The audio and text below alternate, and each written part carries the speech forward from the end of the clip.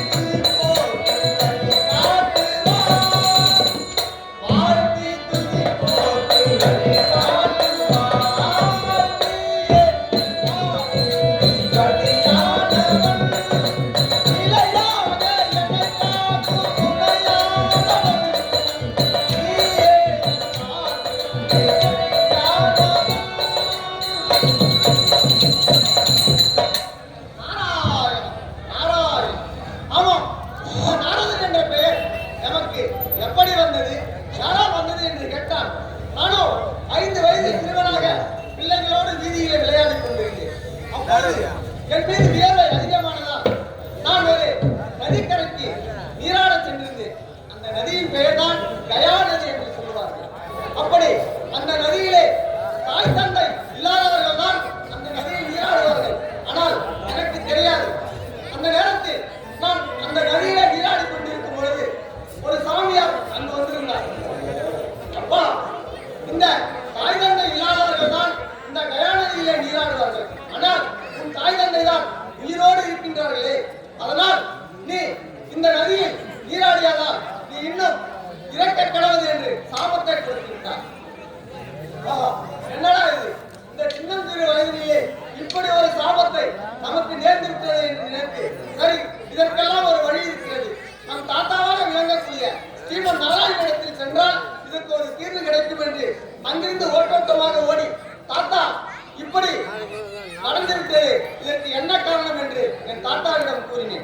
உடனே அவரும் அடே பாதகனே, உன் தாய் தந்தை உயிரோடு இருக்கும் பொழுது இக்காரியத்தை நீ செய்ததால் இன்னும் நீ 3 நாட்களில் இறக்க கடவுள் என்று சாபத்தை கொடுத்தார்.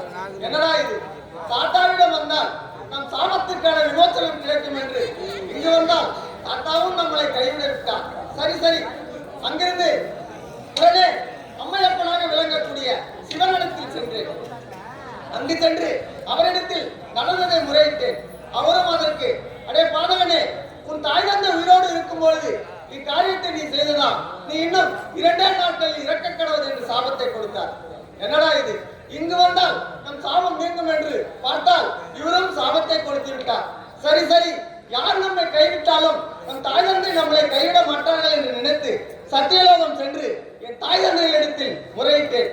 அவர்களும் அடே நாரதா, நாங்கள் உயிரோடு இருக்கும் வரை இக்காரியத்தை செய்ததால் நீ இன்னும் 1 நாட்களில் இறக்க கடவுள் என்று சாபத்தை கொடுத்தார்கள். என்னடா இது?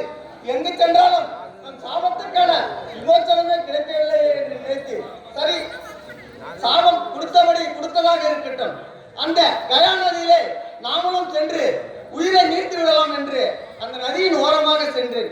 அப்பொழுது தேவலோகத்தில் இருந்து தும்புருவு நாரதர் அங்கு வந்திருந்தார். அப்பா, ஏனப்பா இப்படி அழுது கொண்டு இருக்கிறார் என்று என்னை பார்த்து கேட்டார். சாமி, நடந்த விவரத்தை அனைத்தும் அவரிடத்தில் கூறினேன். அதற்கு அவர், தம்பி, இதற்கு ஒரு உபாயம் இருக்கிறது. நான் சொல்லும் அந்த நாராயணன் திருமந்திரத்தை அல்லும் பகலும் 60 நாளிலும் இடைவிடாமல் தொழுது வந்தால் அவர் கையிலே இருக்கும் மீனையும் என்னிடத்தில் கொடுத்து விட்டு இந்த திருநாமத்தை இடைவிடாமல் தொழுது வந்தால் உனக்கு சாவு என்பது நிச்சயம் வராது என்று சொல்லிவிட்டு மறைந்தார். அன்று முதல் இன்று வரை அந்த நாராயணன் திருமந்திரத்தை வைத்துக் கொண்டு என் ஆயுள் காலத்தை முடித்துக் கொண்டு இருக்கின்றேன். அப்படி இருக்க இன்று கழகத்திற்கான வழியே கிடைக்கவில்லை. சரி சரி, தாத்தாவாக விளங்கக்கூடிய அந்த ஸ்ரீமன் நாராயணனை தொழுதால் கழகத்திற்கான வழி கிடைக்கும். பார்க்கலாம். ஹரிவோ நமோ நாராயணாய நமக. ஹரிவோ நமோ நாராயணாய நமக.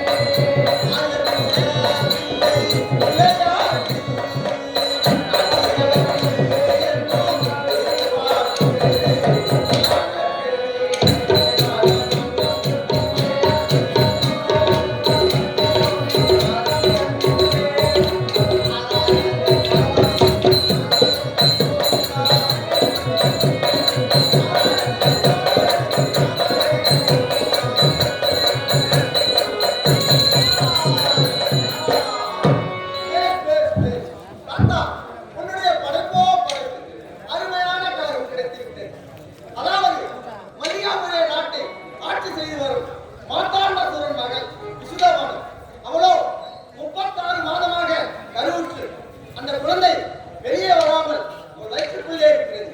அதனால் அங்கு சென்றால் நமது கழகத்திற்கான வழி கிடைக்கும். இப்போதே சொல்கிறேன்.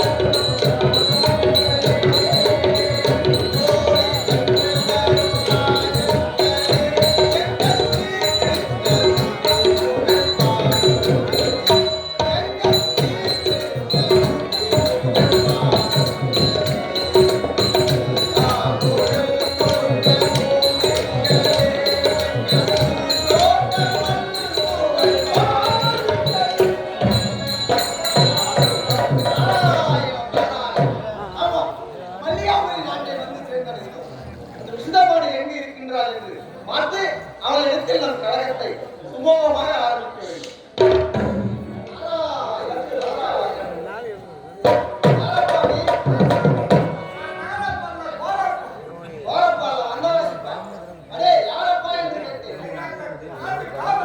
உண்மைதான்.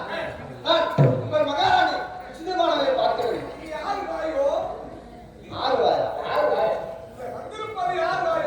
நான் நாராயண மகாமுனிவர்.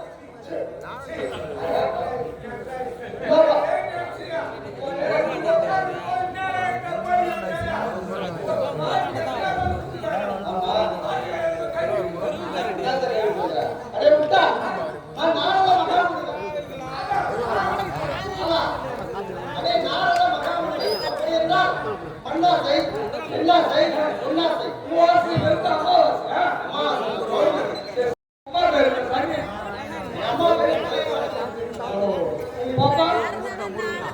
அப்பா வந்து பிரம்மதேவா.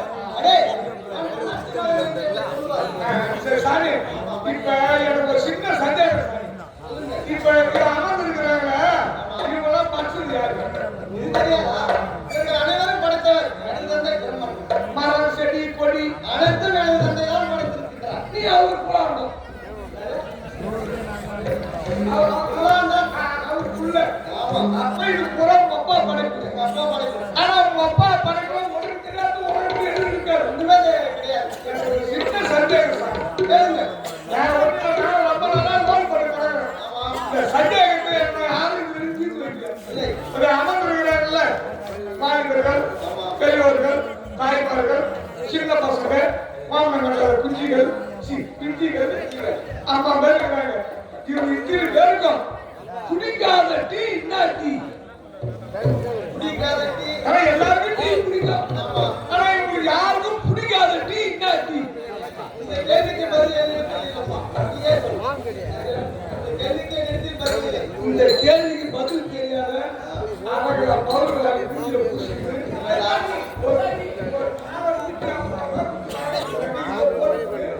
கட்டி கொட்டி கட்டிக்கிட்டு நீ எதுக்கு வந்தீங்களா?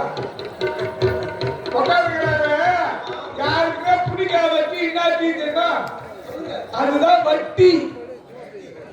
வட்டிக்கு வாங்கி குட்டி சேர போறோமா? யாருக்கும் பிடிக்காத டீ வட்டி. நீ எப்ப பாக்குற? நிறைய தானே பண்றோம்.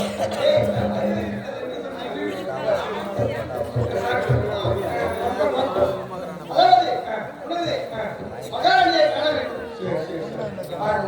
இன்னும் ஒரு சின்ன கேள்வி. அதாவது நிறைய பேர் பரிசு எழுதுறாங்க, பணிகள் எழுதுறாங்க. இது எல்லாருக்கும் சேர்த்தே உனக்கு மட்டும் இல்ல, அனைவரும் சேர்த்து அமர்ந்து இருக்கிறாங்கல்ல மக்கள், இவங்களுக்கு சேர்த்து ஒரு கேள்வி.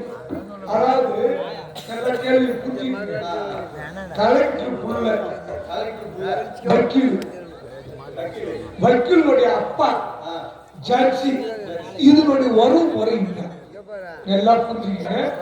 கலெக்டர் புள்ள வக்கீல் வக்கீலுடைய அப்பா ஜட்ஜி இதனுடைய வரும் முறை சொல்லு.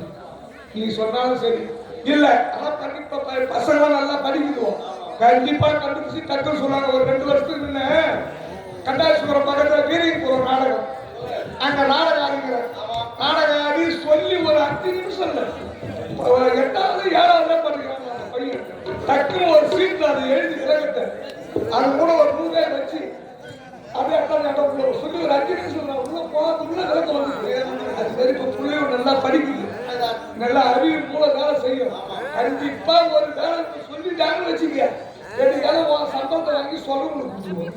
அப்படியே நான் கேள்வி இன்னொரு சொன்னா கலெக்டர் புள்ள வக்கீல் வக்கீலுடைய அப்பா ஜட்ஜி இதனுடைய உறவு முறை இதான் கேள்வி. சிந்திப்பாங்க யாரு கேள்வி நல்லா காலை போட்டு இப்ப இதுக்குள்ளே தலை தொங்குது. மூளைக்கு வேலை கொடுத்தோம்னா தூக்கம் வராது. இந்த போட்டு கிருஷ்ணி கிடக்கு கூட கண்டிப்பா தூக்கம் வராது. அது மட்டும் ஒரு பக்கம் கழிப்பு கிடக்குதான் நாலு பக்கம் ஒரு பக்கம் ஆடி கிடக்கும்.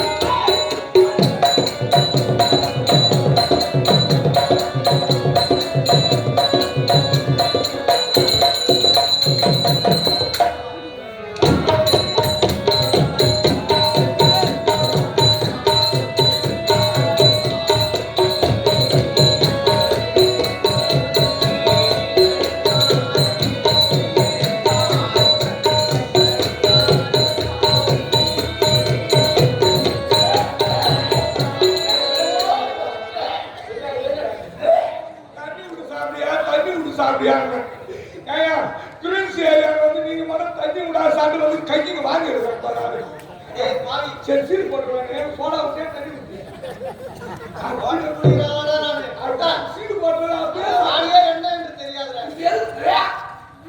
அந்த துணியை துவைச்சு எத்தினால ஆகுது கோமன் சாமி என்னை இது மாதிரி ஒரு அசிங்க பார்த்தாரு இப்பதான் சாமி சன்னி கொடுத்த தோசை சரி கோவணத்தை முகர் மீது போடலாமா இப்பதான் சாமி தோசை எப்ப தோசை சமயத்துல சாமி என்ன ஒண்ணு தோசி சமயம் எப்ப தோசி 3 வருஷம் ஆச்சு உண்மைதான் அதான் சமயமா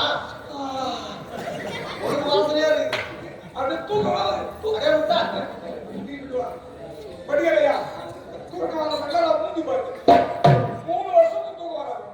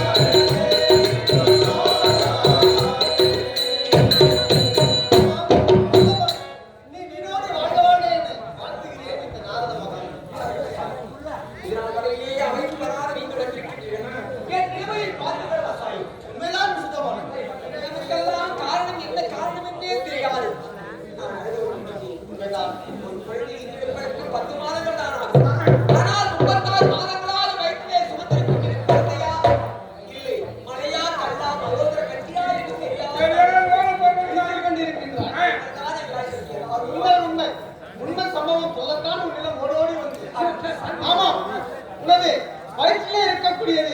குழந்தைதான் குழந்தையா? குழந்தைதான் குழந்தைதான் இதனால் வரையிலே என் வயிற்றிலே இருக்கும் பொழுதுக்கு 36 மாதங்கள் ஆகியும் பறக்காத இருப்பதற்கு காரணம் என்ன சுவாமி? அதற்கு ஒரு காரணம் இருக்கிறது. காரணம்? ஒரு நேரத்திலே நீயும் உன் கணவரும் சற்று உல்லாசமாக இருந்தீர்கள். அது சாமியா பண்ணா உல்லாசமா தான் இருப்பாங்க. ஆமா.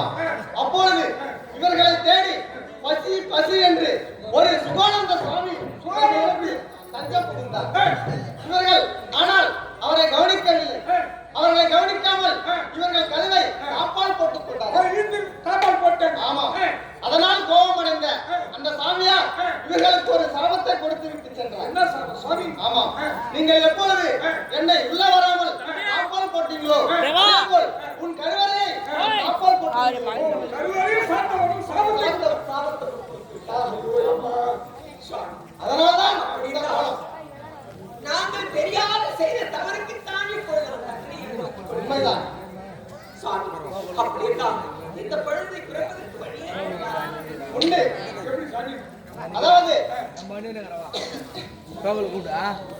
ஒருவேளை எண்ணம் போடாதவர் ஆமா அந்த கனியாகப்பட்டது சிவனிடத்தில் சென்று அந்த கனியை கொடுத்தால் மீண்டும் ஆரம்ப சுவாமி. அதாவது அம்மா என்ன சொல்ல வராங்க? ஒருவேளை அந்த முனிவருக்கு சாப்பாடு போடாத கதவை ஆமா தாளிட்டவங்க உண்மைதான். கருவறை தாளிட்டணும் சாபத்தை கொடுத்துட்டாரு. ஆனா ஒருவேளை சாப்பாடுக்கு தான். அதனால 48 ஆமாம் 48 நாள் கொடி நாட்டி அன்னதானம் செய்தால் கொடி நாட்டி அன்னதானம் செய்தால் செய்தால் மீண்டும் அந்த குழந்தை பிறக்கும். வழிகாட்டி வந்தனே உண்மைதான். சுவாமி, ஆமா. நீங்க சொல்லி பிரகாரம் அம்மா இந்த அன்னக்கொடி ஏற்றி அந்த 48 நாளுக்கு நான் அன்னதானம். ஆனா குழந்தை பிறந்தா வருவீங்களா? கண்டிப்பாக வருகிறேன். பிறகு வந்து மீண்டும் கிருஷ்ணபானவை நான் சந்திக்கிறேன். சொன்னீங்க புறப்படுங்க. நாராயணா. கதையினுடைய மூல கருத்து என்ன? அதாவது கணவனும் மனைவியும் உல்லாசமாக இருக்கும் தருணத்திலே அந்த முனிவர் வந்து கதவை தட்டிருக்கின்றார். கதவை தட்டிய கவனிக்காமல் தாளிட்டுதான் உன்னுடைய கருவறை மூட கடவுள் சாபத்தை அதுதான் இந்த மூல கருத்து. இந்த கதையினுடைய கருத்து நானா தெரிஞ்சவங்களோ தெரியாதவங்களோ பசின்னு வந்தா ஏதோ நம்ம வீட்டுல இருக்கிறது அது கஞ்சியோ கூழோ அவங்களுக்கு கொடுத்தீங்கன்னா அவங்க மன கஷ்டப்படாத போகின்ற கதையினுடைய மூல கருத்து இந்த கதை. அம்மா இப்போதே அன்னக்கூடி ஏத்துக்கிறேன். 48 நாள் அன்னதானம் செய்வோம்.